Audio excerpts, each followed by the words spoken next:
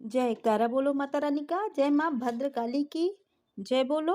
जगत माई महामाई माँ भद्रकाली की जय बोलो। तो साक्षात भगवती माँ लक्ष्मी की जय बोलो। बंधुओं दुनिया की कोई भी ताकत अब आपको करोड़पति बनने से नहीं रोक सकती है। बस आपको करना यह है, यह एक छोटी सी दिव्य चिप चुपचाप विशेष नियम के साथ अपने पूजा घर में ले जाकर रख लेनी है। उसके बाद जो होगा उसे देखकर आप खुद भी हैरान रह जाएंगे। अनेकों रास्ते से पैसा आपकी ओर खींचा चला आएगा। जिस भी जगह पर आपका पैसा अटका हुआ है वह स्वयं चलकर आपके घर आएगा। आपके दिमाग में पैसों को लेकर ऐसी ऐसी योजनाएं बनेंगी जो 100% कामयाब होंगी और हर हालात में आपको करोड़पति बनाएंगी। तो तुला राशि वाले स्वागत करते हैं अपने YouTube चैनल माया की रेमेडी पर। बंधुओं, हम इस बात को अच्छी तरह से समझते हैं कि आपको इस समय में मदद की बेहद आवश्यकता है। आप अपने जिंदगी में एक ऐसे स्थान पर जाकर फंस चुके हैं जहां पर अब आपको कोई रास्ता दिखाई नहीं दे रहा है। काम धंधे व्यापार में भी जबरदस्त गिरावट है। साथ ही साथ रुपए पैसे की तंगी और कर्जा भी लगातार बढ़ता जा रहा है। आप अपनों की कोई भी जरूरत तो पूरी कर ही नहीं पा रहे हैं। स्वयं की भी छोटी छोटी जरूरतों के लिए आपको अपना मन मारना पड़ रहा है। इसी के साथ साथ बंधुओं, रिश्ते नातों में भी उथल पुथल मची हुई है। आपके अपने ही आपका निरादर करने में लगे हुए हैं। आपकी बात का कोई महत्व ही नहीं रह गया है। आपकी भावनाओं का भी आपके अपने ही मजाक बनाते हैं और इस स्थिति को भी आप अपनी आंखों से जब देखते हैं तो आपको सचमुच में ही बहुत रोना आता है। आपको लगता है कि आखिर भगवान आपके पीछे क्यों पड़ी है? आपकी किस्मत इतनी फूटी हुई क्यों है? क्यों आपके जीवन में केवल और केवल तकलीफें ही भरी हैं? आप चाहे कितना ही दिमाग लगाएं, मेहनत करें, पैसा लगाएं, कुछ भी कर लें, आप अपने जीवन में एक कदम आगे बढ़ते हैं तो 2 कदम पीछे खींच लिए जाते हैं। ऐसा लगता है जैसे कि आपके जीवन को केवल व केवल कठिनाइयां सहने के लिए ही बनाया गया है। आपको यह जीवन एक सजा की तरह महसूस होने लगा है। तो बंधुओं, अब आपको चिंता करने की कोई आवश्यकता नहीं है, क्योंकि दोस्तों अब समय आ गया है जब आपको हर वह चीज मिलेगी जिसके लिए आप अब तक परेशान रहे हैं। अब परिस्थितियां आपके अनुकूल बनने जा रही हैं। शनिदेव लंबी नींद के बाद अब जाग रहे हैं। 15 नवंबर से शनिदेव बकरी चाल को छोड़कर मार्गी होने जा रहे हैं और अब शनिदेव के शुभ परिणाम आपके जीवन में आने शुरू हो जाएंगे।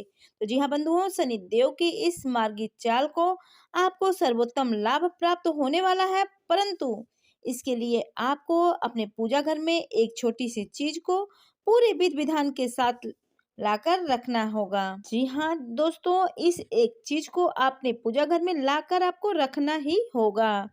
तभी शनिदेव आपके लिए मनी देव का काम करेंगे, यानी आपके जीवन में वह सब कुछ लेकर आएंगे जिसके लिए आप अभी तक परेशान रहे हैं। तो कहने का मतलब यह है कि आज आपको इस कार्यक्रम को हर हालात में देखना ही होगा, क्योंकि अब आपके जीवन में समय का परिवर्तन होने जा रहा है। परिस्थितियां बदलने वाली है और ऐसी परिस्थितियों का निर्माण होने वाला है जो कि आपके जीवन में चमत्कारिक परिवर्तन ला सकते हैं। फिर भी बंधुओं, हम आपको बता दें कि जीवन में किसी न किसी प्रकार की नकारात्मकता आपकी हमेशा रहती है, तो आपको जब शुभ परिस्थितियों का पूरा लाभ लेना होगा तो उसके लिए इन नकारात्मक ऊर्जाओं से मुक्ति भी पहले प्राप्त करनी होगी और इसके लिए आपको इस एक छोटी सी क्रिया को करना होगा जो हम आपको आगे इस कार्यक्रम में बताने वाले हैं। इसी के साथ साथ हम आपको कुछ जरूरी कार्यों के विषय में भी बताएंगे जो आपको इस समय यानी आने वाले 5 से 7 दिनों में निश्चित तौर पर कर ही लेना चाहिए, ताकि शनिदेव जैसे ही मार्गी हो उनसे पहली नजर आपके ऊपर पड़े और वे तुरंत आपके जीवन में दुख दर्द दूर करने के लिए आपको शुभ आशीर्वाद देना शुरू कर दें।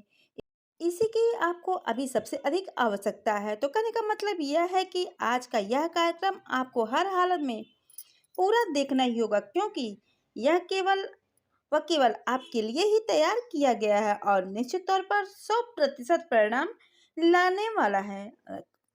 इस कार्यक्रम में जो बातें हम आपको बताने जा रहे हैं वे पूर्ण रूप से ज्योतिषी आकलन पर आधारित है, 100% व्यवहारिक है और सैकड़ों हजारों लोगों के जीवन पर भी कई जगह आजमाई गई है और इनके शुभ परिणाम प्राप्त हुए हैं। तभी हम यह बातें आपको बताने जा रहे हैं।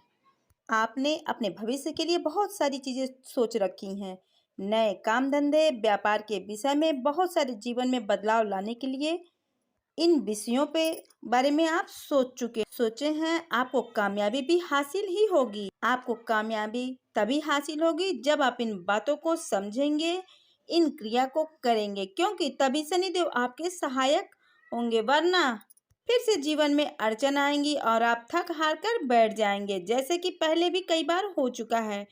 तो उम्मीद है बंधुओं कि आपके लिए तैयार किए गए इस विषय कार्यक्रम को आप पूरा अंत तक अवश्य देखेंगे और जो बातें हम आपको बताने वाले हैं उन बातों को आप समझकर जीवन में अवश्य उतारेंगे, ताकि आपके जीवन में दुख दर्द तकलीफें दूर हो सके और आपके चेहरे पर मुस्कुराहट आए और हमारी भक्ति माता भद्रकाली के लिए सफल हो जाए। जी हाँ बंधुओं, तो चलिए माता रानी का नाम लेकर इस कार्यक्रम की शुरुआत करते हैं। कमेंट बॉक्स में लिख डालिए, जय माँ भद्रकाली कृपा करो, जय शनिदेव महाराज कृपा करो। तो बंधुओं आप ध्यान से सुनिए, जो बातें हम आपको बताने जा रहे हैं इन बातों को अच्छी तरह से समझ लेना होगा आपको, और जरूरत पड़े तो कॉपी पेन लेकर भी बैठिए और इन्हें नोट भी कर लेना होगा, ताकि कोई भी जरूरी चीज आपसे मिस ना हो जाए। तो बंधुओं समझिए कि ग्रहों की चाल पर प्रतिपल बदलती जा रही है और यह बदलती हुई चाल आपके लिए अनुकूल परिणाम लेकर आने वाली है।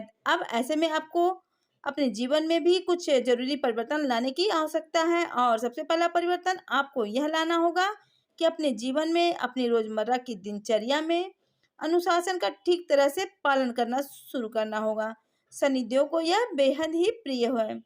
जो व्यक्ति अनुशासित रहता है शनिदेव का वह प्रिय भक्ति बन जाता है, क्योंकि शनिदेव को नियम में रहना और नियम के अनुसार कार्य करना बहुत अधिक प्रिय होता है।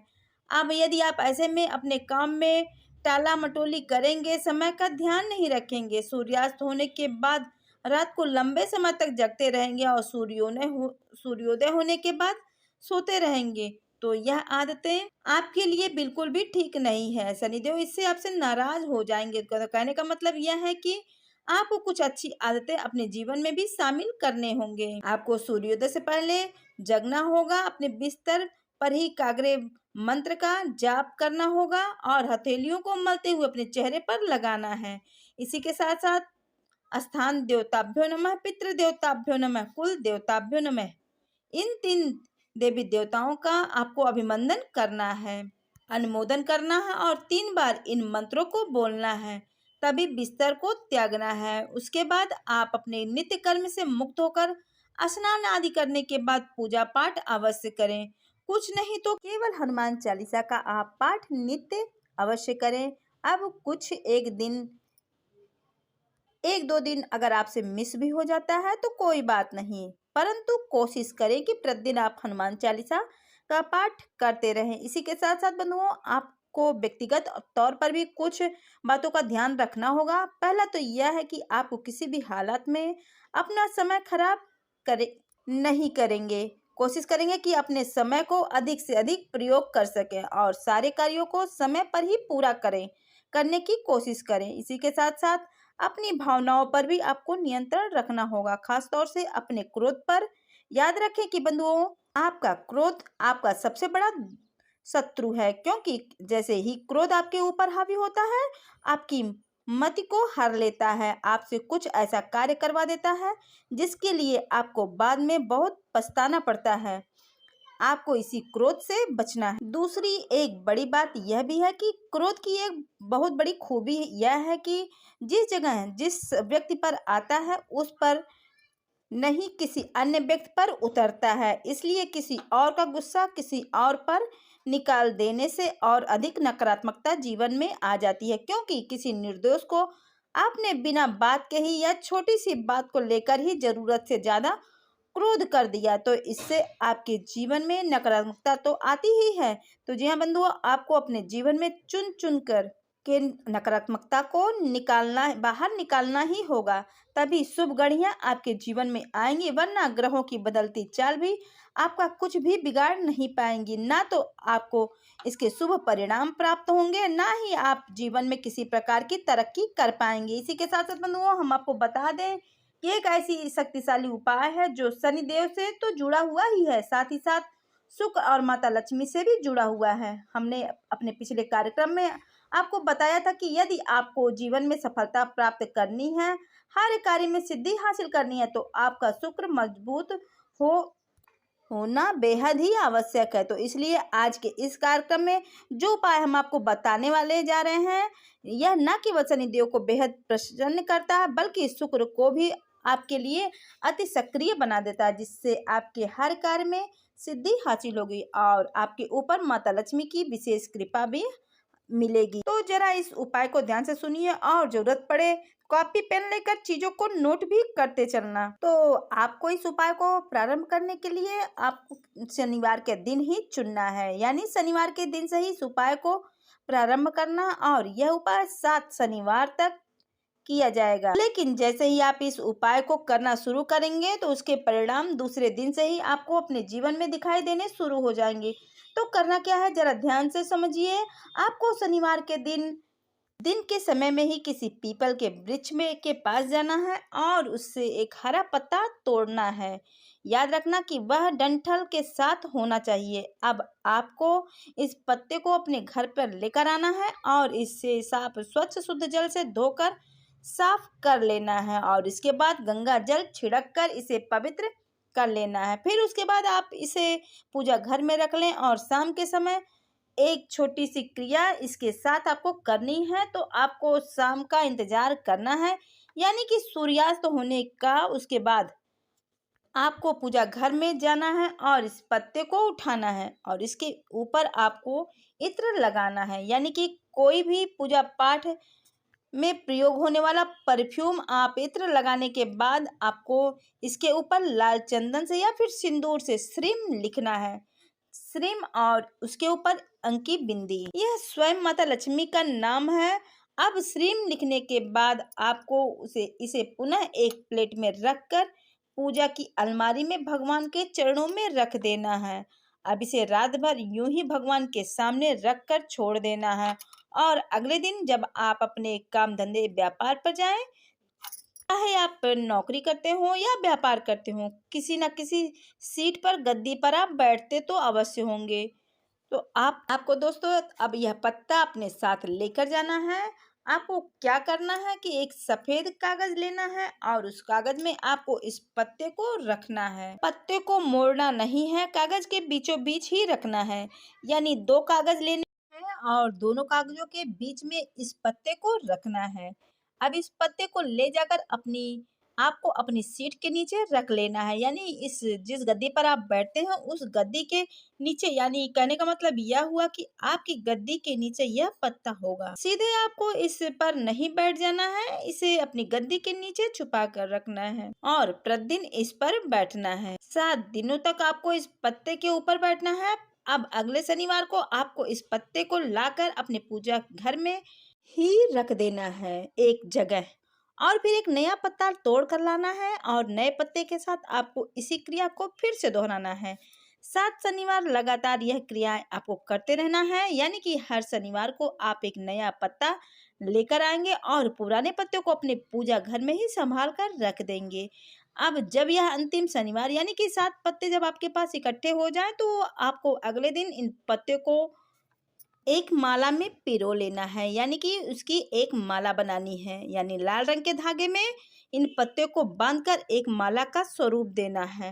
अब इस माला को आप अगले दिन भगवान श्री राम या भगवान श्री कृष्ण या हनुमान जी के मंदिर जाना है और वहां पर जाकर भगवान श्री हरि विष्णु के कोई भी स्वरूप के चरणों में इसे रख देना है, यानी प्रभु श्री राम के चरणों में रख सकते हैं, यानी कि प्रभु श्री राम जी के चरणों में रख सकते हैं, भगवान श्री कृष्ण के चरणों में रख सकते हैं।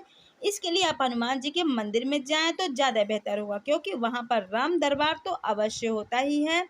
जहाँ प्रभु श्री राम माता सीता के साथ विराजमान होते हैं, तो उनके चरणों में आप इस माला को रख सकते हैं। बाकी आपको कुछ भी कहना नहीं है, सुनना नहीं है, ना ही कोई मंत्र जाप या देखने सुनने की भी यह क्रिया बहुत ही सरल जान पड़ती है, लेकिन इस क्रिया की शक्ति इतनी अधिक है कि वह आपके जीवन में हर उस चीज को खींच कर लाएगी जिसकी आपको बहुत अधिक आवश्यकता है। जी हाँ बंधुओं, और धन लक्ष्मी के लिए तो यह एक महा शक्तिशाली रामबाण उपाय है। अब इसके लिए आपको 7 शनिवार इंतजार करने की आवश्यकता नहीं रहेगी।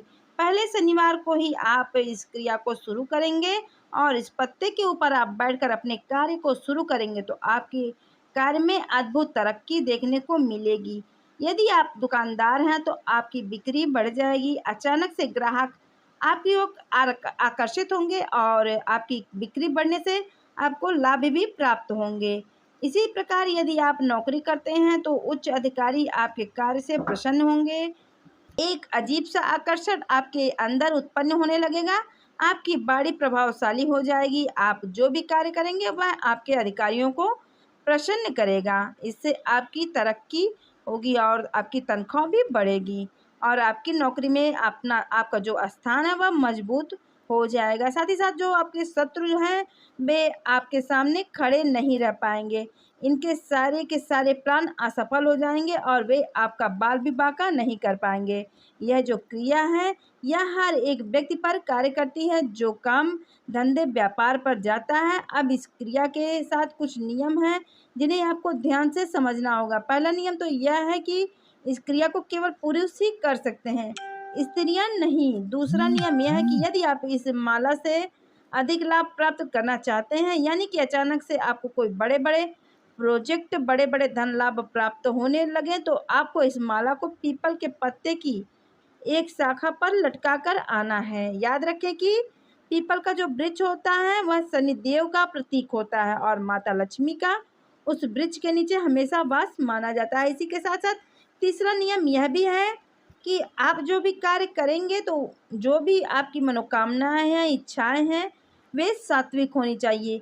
किसी का हक आप नहीं मारेंगे और कोई भी नकारात्मक इच्छा मनोकामना को मन में लेकर आप इस क्रिया को नहीं करेंगे। इसी के साथ साथ अंतिम और सबसे बड़ा नियम यह है कि आपको सत्य के मार्ग पर चलना होगा, जैसे कि जुआ, शराब, सट्टेबाजी, पर स्त्री गमन और वैश्यावृत्ति आदि कार्यों में बिल्कुल भी आकृष्ट नहीं होना है। इन पर बिल्कुल भी आपको ध्यान नहीं देना है। साथ ही साथ आपने मन और अपने चित्त को बिल्कुल शुद्ध और सकारात्मक रखना है। जीवन में चाहे इतना ही बड़ा, चाहे कितना भी बड़ा नकारात्मक घटना क्यों ना हो जाए, आपको सकारात्मक विचार ही मन में रखने हैं। याद रखना कि आज की कोई नकारात्मक घटना या कल की कोई सकारात्मक घटना के लिए जरूरी भी हो सकती है, लेकिन हमारा जो तुच्छ मन है वह केवल आज के दुख को देखता है। आज के दुख के आधार पर जो सुख निर्मित हो रहा है उसे नहीं देख सकता। ठीक उसी प्रकार जैसे एक छोटा बालक सुई के चुभने को देखता है, लेकिन वह यह नहीं जानता कि आज जो डॉक्टर उसे सुई चुभा रहा है उसी सुई की वजह से आगे चलकर उसका रोग ठीक होगा, वह निरोगी होगा। यही हम मानवों की भी परेशानी होती है, इसलिए हर वक्त रोते ही रहते हैं और जब हम ज़्यादा रोते रहते हैं, अपने आप को नकारात्मक मानते हैं, अपने मन में हर विचार को नकारात्मक कर लेते हैं, तो फिर हम नकारात्मक चीज़ों को ही अपने जीवन में आकर्षित करना भी शुरू कर देते हैं।